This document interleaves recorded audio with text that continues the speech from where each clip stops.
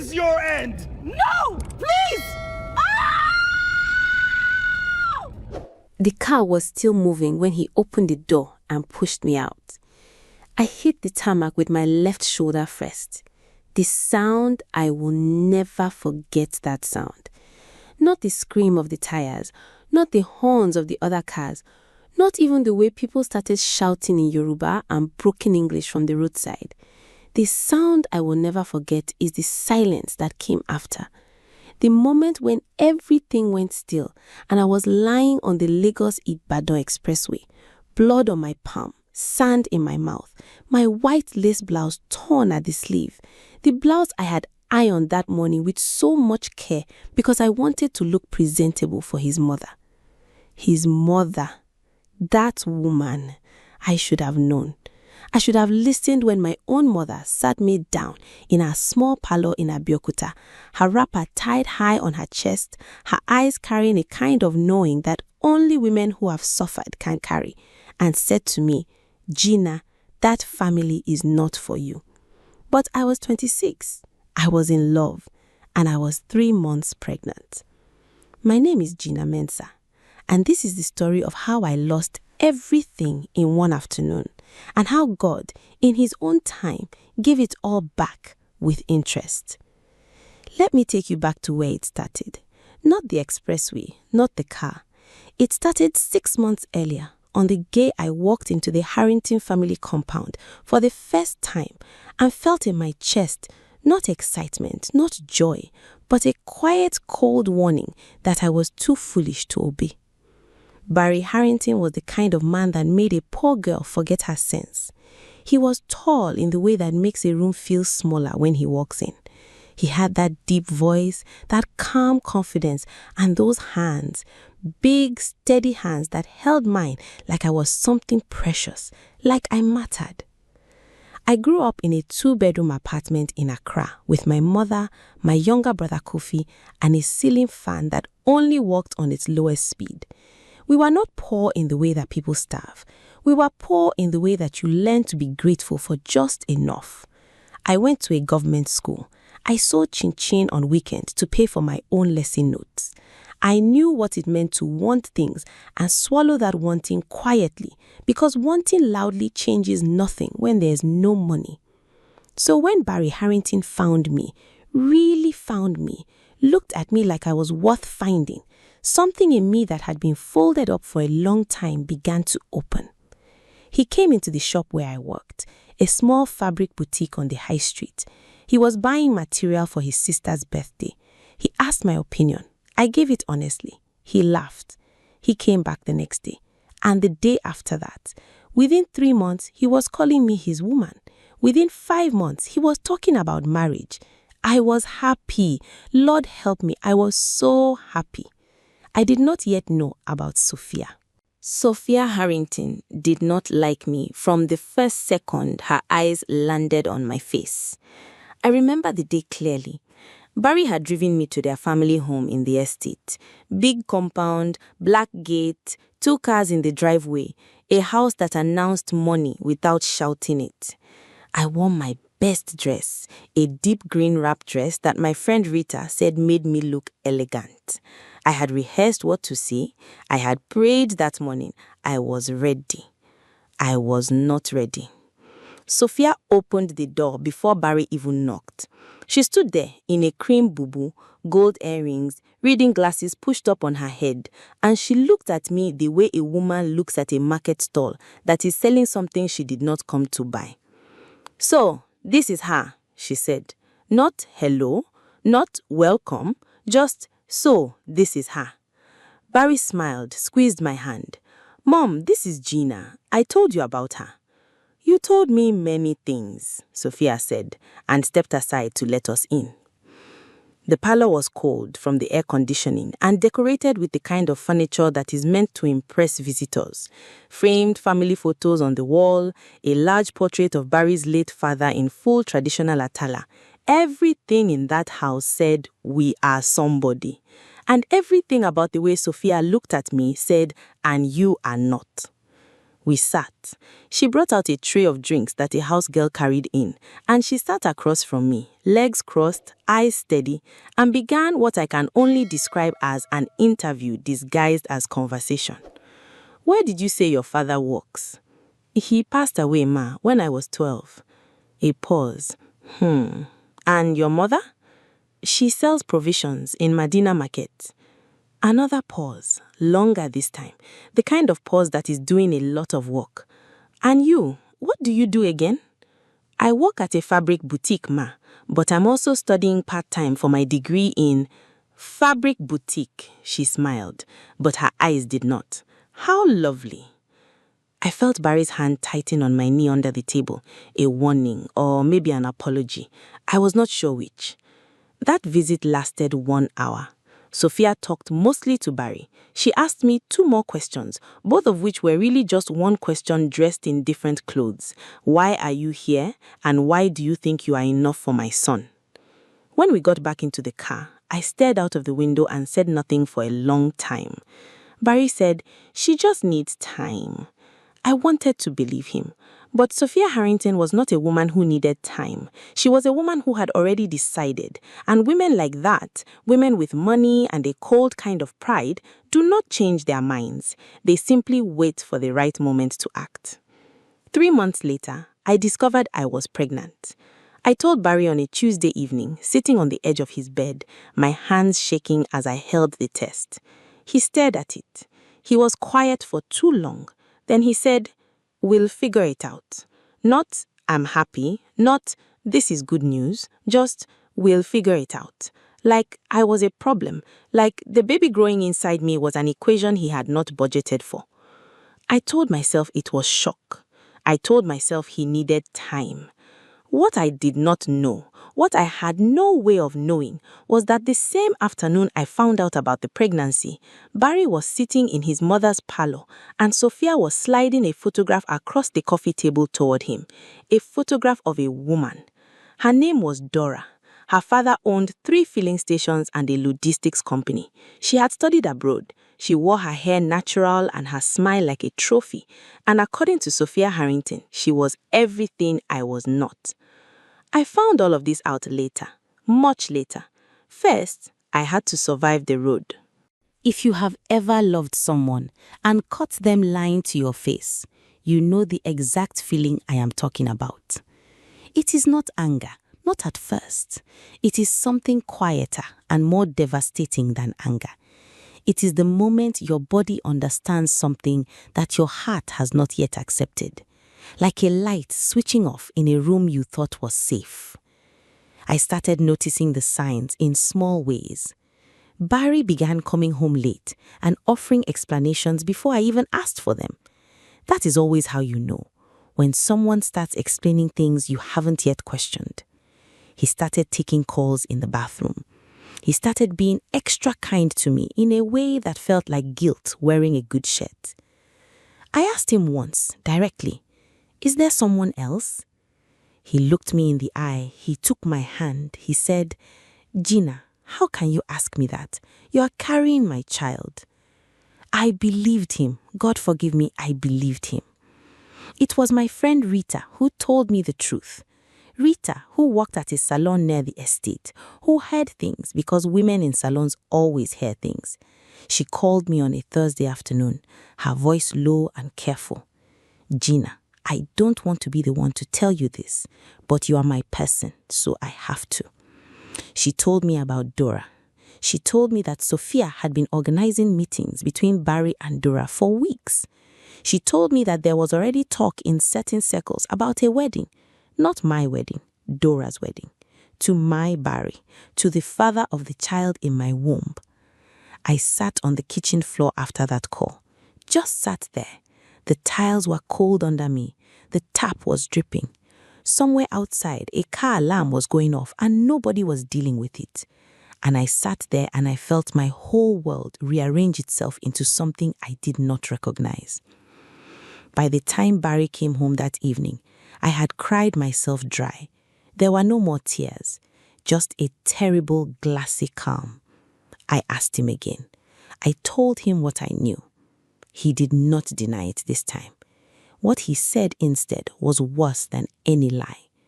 He sat down across from me, rubbed his face with both hands, and said, "Gina, you have to understand my position." My position. As if I was a business negotiation. As if the baby inside me was a line item on a budget sheet. "My mother," he started. "Your mother," I repeated. "She's not going to accept this. You and I both know that. Dora's family and ours have been connected for years. This was always..." "Say it," I said. My voice was very quiet. "Say what you are trying to say, Barry. Don't dress it up. Just say it." He could not look at me. "Was I ever real to you, or was I just something to do while you waited for the real plan?" He said nothing, and his silence was the loudest answer I had ever received in my life. I stood up. I told him I was going to my mother. I picked up my bag. He stood up too, suddenly, and said, "We need to talk about this properly. Get in the car. I'll drive you and we can talk on the way." I should not have gotten in that car. I should have walked out of that gate and never looked back. But I was tired. I was broken.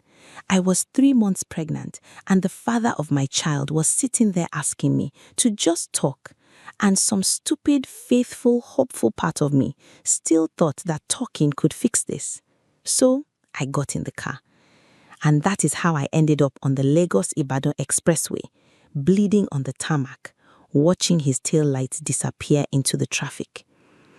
If this story is already hitting you somewhere deep, stay with me, because what happens next changed everything. Subscribe so you don't miss the rest. This story is just getting started. Let me tell you what nobody tells you about surviving something like that. They always talk about the miracle, the fact that you lived, the fact that the car swerved, that you did not die, that God was watching. And yes, God was watching. But nobody tells you about the part after the miracle. The part where you are lying in a hospital bed in a gown that is not yours, and the nurse is cleaning gravel out of your palm, and you are not crying because you have already cried everything out, and what is left is something that does not even have a name. A woman named Mrs. Ajay found me on the road. She was a retired headmistress, 58 years old, driving a modest Toyota that she had owned for 11 years. She told me later that she almost did not stop, that she nearly convinced herself it was not her business, but something made her stop. She said, "I felt like someone told me to." She pulled over, she came to me. She said, oh my God, not in a dramatic way, but in a way of a woman who is already doing what needs to be done while the words are still coming out of her mouth. She got me up, she got me to her car, she drove me to the nearest hospital. The doctors confirmed that I was bruised, that my shoulder was sprained, that there were lacerations on my palms and left knee. They also confirmed after examination that the baby was still there, still holding on, still alive. I cried when they told me that, not out of happiness alone, though I was grateful down to my bones. I cried because that small unborn person had survived something that would have broken most adults. And in that moment, lying in that hospital bed, I made a decision. I was going to survive this too. My mother came. They called her from my phone, which somehow had not shattered when I fell. She walked into that ward, and when she saw me, bandaged, swollen-faced, lying under a hospital sheet, she did not say, "I told you so."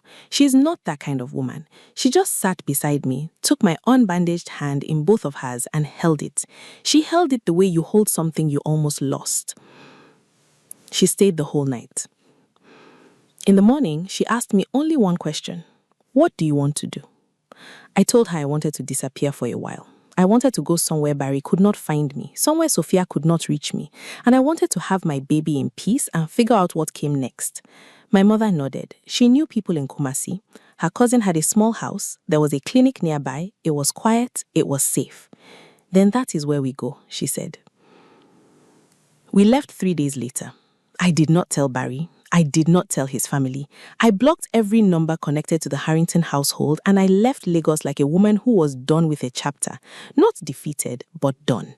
There is a difference between those two things. Defeat is when they break you. Done is when you decide that this particular war is not worth your blood anymore, and you walk away to fight a different one that is actually worth winning. What I did not know What I could not have known as I sat in that bus to Kumasi with my mother's hand in mine and my unborn child moving for the first time, a tiny flutter like a question mark in my belly, was that while I was disappearing, the Harrington world was beginning to crack from the inside. Sophia Harrington, the woman who looked at me like I was nothing, was about to find out that the thing she had protected so carefully, her reputation, her son, her perfect family image, was already rotting underneath her, and the rot had a name. The rot was Barry. 7 months later, I gave birth to a boy. I named him Samuel. It means God has had. I chose it because during those long months in Kumasi, when the nights were hard and the loneliness was a physical weight on my chest, I prayed with the kind of desperation that strips away all the nice language and leaves you with just the raw, honest truth of what you need. And I felt, in a way I cannot fully explain, that I was being heard. Samuel came into the world at 4:47 in the morning, screaming like he had opinions already, with a full head of dark hair and his father's jawline, which I decided I was going to forgive him for. He was perfect. He was mine. And the moment they placed him on my chest, something in me that had been broken since that road, since even before that road, began quietly to repair itself. I found a small job in Kumasi. I used the time to finish my degree online. My mother visited every month. Mrs. Ajay, the woman who had found me on the road, became something close to a second mother. She drove 4 hours to see Samuel when he was born. She brought him a blue blanket and a card that said, "Welcome to a world that is better because you are in it." I kept that card. Back in Lagos, things were falling apart for the Harringtons in the way that things fall apart when they are built on dishonesty. Slowly at first, and then all at once. It was Rita who kept me informed because Rita cannot help herself, and I love her for it. First, Dora's family had pulled out of the proposed marriage arrangement. Word was that Dora herself had called it off after finding out about me, not because she was heartbroken over Barry, but because she was a woman of self-respect and she refused to begin a marriage built on the erasure of another woman and a child. When her father confirmed what Barry had done, that there was a pregnant woman he had abandoned on the roadside, literally thrown out of a moving vehicle, Dora's father told Barry that his family wanted nothing further to do with them. Sophia Harrington, the woman who sacrificed me on the altar of her ambitions for her son, discovered what it felt like to be ignored by him, to be overruled, to sit in her big parlor with her gold earrings and her framed photos, and realized that the son she had controlled and weaponized was now doing to her exactly what she had taught him to do to women who no longer served his purpose. The irony was not lost on anyone who knew the full story. But the real moment, the moment that closed the circle, had not yet happened. That came on a Sunday morning, 14 months after Barry pushed me out of that car. I had come back to Lagos, not for Barry, not for the Harringtons. I came back because my mother's health had needed attention and the specialist was in Lagos, and because Samuel was now over a year old and strong and loud and full of joy, and I had decided that I was not going to spend my life hiding in Kumasi from people who were not worth hiding from. I had a job, a real one. A fashion company had seen some designs I posted online during the quiet months in Kumasi, and they had reached out. I was doing well. Not rich, but standing on ground that was mine, that nobody had handed me, that nobody could take from me the way you can take things you give. I was in church that Sunday, my mother's church in Accra. She had wanted us to attend service together, and I had driven up for the weekend. It was a big congregation, the kind where you do not always notice everyone around you. I noticed Sophia Harrington. She was sitting 3 rows ahead of me, same gold earrings, same stiff back. But something was different. She was thinner. Her face had the look of a woman who had been arguing with something inside herself for a long time and was losing. She had not seen me. The sermon that morning was about sowing and reaping, the kind of sermon that makes some people shift in their seats. The pastor, a plain-spoken man who had never met a difficult truth he was afraid of, said, "Some of us have sown cruelty and wrapped it in the name of standards. We have destroyed people and called it protecting our family. And we are sitting here today wondering why the harvest is painful. But you cannot sow thorns and expect to gather roses." I watched Sophia's back go rigid. After service, it happened the way things happen in real life. Not dramatically, not with a crowd gathered and a spotlight, just two women in the church foyer and a baby on my hip and a moment that could not be avoided. She turned and saw me. I watched her face go through many things in the space of about 3 seconds. Shock, recognition, something that might, in a different woman, have been shame. I did not approach her with anger. I had carried that anger for 14 months and I had put it down somewhere in Kumasi in the middle of a sleepless night because I realized it was the only thing still connecting me to her and I did not want to be connected to her anymore. I walked up to her calmly, Samuel on my hip, and I said, "Good morning, Sophia." She opened her mouth, closed it. I said, "This is Samuel. He is 14 months old. He is healthy and happy and loved. I want you to see him. Not for Barry, not for you. Just so that you know what you try to bury is alive and well." She looked at Samuel. Something moved across her face that I think was the closest she had come to genuine pain in a long time. Because Samuel, God forgive him for it, had Barry's jaw, Barry's eyes, and the unmistakable stamp of the Harrington bloodline in his face. There was no denying what she was looking at. Her lips pressed together. Her eyes went bright with something she was clearly fighting. And then, this is the part I did not expect, she said, very quietly, "I'm sorry." Just that. No explanation, no justification, no, "but you must understand my position." Just the two smallest, most expensive words a proud woman like Sophia Harrington had probably ever spent. I looked at her for a long moment, and I said, "I forgive you. Not for your sake, for mine." Then I turned and walked out into the Sunday morning, into the sunlight, with my son on my hip and my mother beside me, and my feet steady on the ground. Behind me, I heard Sophia Harrington begin to cry, right there in the foyer, in her gold earrings, in front of whoever was watching. The kind of crying that is not embarrassment, but reckoning. I did not go back. I did not need to. Justice does not always come the way we imagine it, loud and public and dramatic like a scene from a film. Sometimes it comes quietly on a Sunday morning in a church foyer. Sometimes it looks like a woman walking away whole from the people who try to destroy her. Sometimes it is simply this: I survived, I thrived, and you have to live with what you did. I once lay on a tarmac road with blood on my hands and sand in my mouth, and I thought it was the end of my story. It was only the end of their chapter in it. My name is Gina Mensah. I was thrown out of a moving car. I was abandoned, humiliated, and erased. And I lived to tell the story. If this story moved you, share it with someone who needs to hear it today. And subscribe. We share new stories every week.